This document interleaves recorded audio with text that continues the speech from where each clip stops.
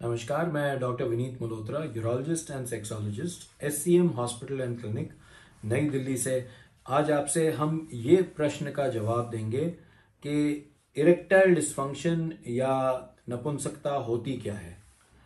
यदि हम ये प्रश्न पूछें, ये बहुत सारे पेशेंट्स मुझसे पूछते हैं कि हमारा लिंग कड़क नहीं होता, खड़ा नहीं होता, संबंध नहीं बना पाते, जब हमें करना होता है संबंध तब ये नहीं हो पाता, बाकी समय तो हमें ठीक होता है, मास्टरबेशन भी हो पाती है, हस्तमैथुन भी हो पाता है, बट जिस समय हमें संबंध बनाना हो अपने पार्टनर के साथ तो तब वो ढीला पड़ जाता है। ये आम समस्या है।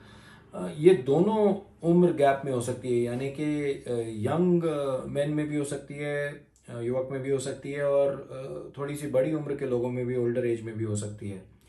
यदि ये यंग एज में होती है, इसको हम मानसिक तकलीफ के साथ, स्ट्रेस के साथ जोड़ते हैं। आमतौर पर हम देखते हैं कि कोई जो नई नई रिलेशनशिप में शादी होने वाली है, कुछ होने वाली है, तो ये स्ट्रेस बहुत, तनाव बहुत बढ़ जाता है, और क्योंकि मानसिक तनाव बढ़ जाता है इसलिए नीचे का तनाव खत्म हो जाता है। इसलिए ये ज़रूरी है कि हम इसको समझें और इसका इलाज सही ढंग से करें, यानी कि हम लोग मानसिक तनाव का भी इलाज करें, दवाइयाँ इस्तेमाल करें। आमतौर पर इस स्टेज पे दवाइयाँ, इंजेक्शन ये काम कर जाती हैं और सर्जरी की आवश्यकता नहीं होती है। सर्जरी का मतलब पिनाइल इम्प्लांट सर्जरी। यदि हम थोड़ी बड़ी उम्र की बात करें, या उनमें जिनमें कि डायबिटीज़ है, शुगर की, मधुमेह की बीमारी है, या ब्लड प्रेशर के कारण खून की नसों में सिकुड़न पड़ा आ रहा है, तो उनके अंदर ये कमज़ोरी ऑर्गेनिक यानी कि अंदरूनी बीमारी के कारण होती है, और वहाँ पर कई बार दवाई या इंजेक्शन नहीं भी काम करते हैं। फिर ऐसी स्थिति में अगर हमने पहले दवाई इस्तेमाल कर ली, फिर हमने इंजेक्शन भी इस्तेमाल कर दिए, फिर भी उनका असर नहीं आया, तो हमें पिनाइल इम्प्लांट के बारे में बताना होता है। पिनाइल इम्प्लांट यानी कि हमारे लिंग के भीतर डाले जाने यंत्र जो कि रिजिड या इन्फ्लेटेबल, दो किस्म के होते हैं। और हम बड़ी उम्र में देखते हैं कि जो रिजिड वाले इम्प्लांट होते हैं वो बहुत बेहतरीन काम करते हैं। इसलिए बेहतरीन काम करते हैं क्योंकि एक तो उनकी लाइफ लॉन्ग वारंटी होती है, खराब नहीं होते। जैसे पंप वाले इन्फ्लेटेबल इम्प्लांट्स जो होते हैं वो उनकी एक उम्र होती है 10-12 साल की। ये जो इम्प्लांट होते हैं ये कभी ख़राब नहीं होते हैं। तो ये इम्प्लांट क्योंकि कभी ख़राब नहीं होते हैं, इसलिए इनको हमेशा इस्तेमाल किया जा सकता है। ये रिजिड होते हैं, इनको जब इच्छा की इस्तेमाल किया जा सकता है। अगर हाथ में कुछ कमज़ोरी हो, पंप चलाने लायक ना हो, कुछ हो, तो भी ये आसानी से इस्तेमाल किए जा सकते हैं। इनमें खर्चा कम लगता है।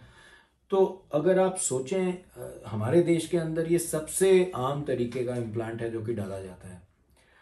इसको अगर हम छोड़ दें तो फिर इसका दूसरे किस्म का इम्प्लांट जो होता है उसको इन्फ्लेटेबल पंप वाला इम्प्लांट कहते हैं। उसमें सेटिस्फैक्शन रेट अच्छा रहता है क्योंकि वो नेचुरल एहसास दिलाता है। तो ऐसा है मोटे तौर पर कि अगर दवाइयों से या जो हम काउंसलिंग कहते हैं उससे या इंजेक्शन से ट्रीटमेंट नहीं हो रही है, तो इम्प्लांट 100% काम करने वाली एक प्रक्रिया होती है। यदि किसी को ईडी से संबंधित कोई प्रॉब्लम हो तो इन सारी चीज़ों का ध्यान रखना ज़रूरी है, यानी कि लाइफस्टाइल चेंजेस, स्मोकिंग, वज़न कम करना, शुगर का कंट्रोल करना, उसके बाद मानसिक संतुलन, तनाव को कम रखना, फिर दवाइयाँ, इंजेक्शन का इस्तेमाल करना, वरना सर्जरी कराना। अगर आपके इससे संबंधित, इस विषय से संबंधित कोई प्रश्न है, कोई सवाल हैं, तो हमें हमारी वेबसाइट www.drvinitmalhotra.com या जो नंबर दर्शाया जाएगा उस पर संपर्क करिए। हम आपके सारे प्रश्नों का जवाब ज़रूर देंगे। धन्यवाद।